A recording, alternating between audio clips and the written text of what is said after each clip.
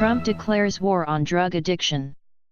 In ringing and personal terms, President Donald Trump has pledged that we will overcome addiction in America, declaring opioid abuse a national public health emergency and announcing new steps to combat what he described as the worst drug crisis in U.S. history.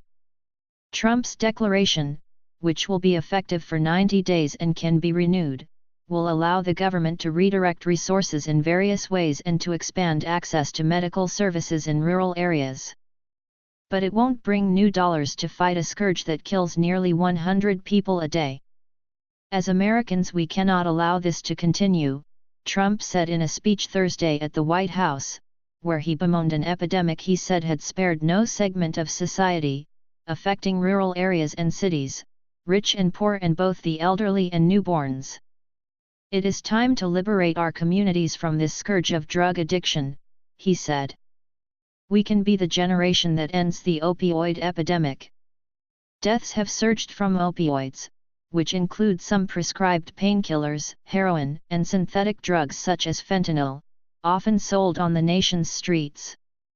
Administration officials said they also would urge Congress, during end-of-the-year budget negotiations, to add new cash to a public health emergency fund that Congress hasn't replenished for years and contains just $57,000,000, $74,624.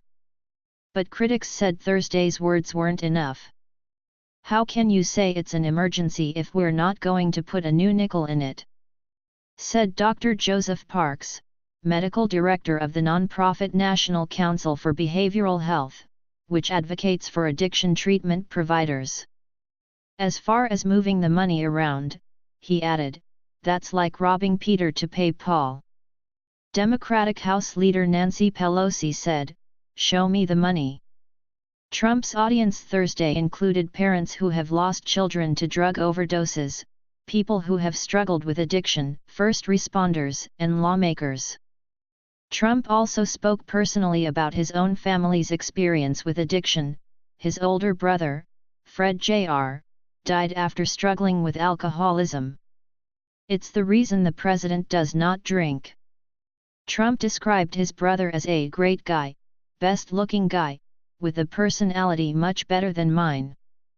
But he had a problem with alcohol, the president said.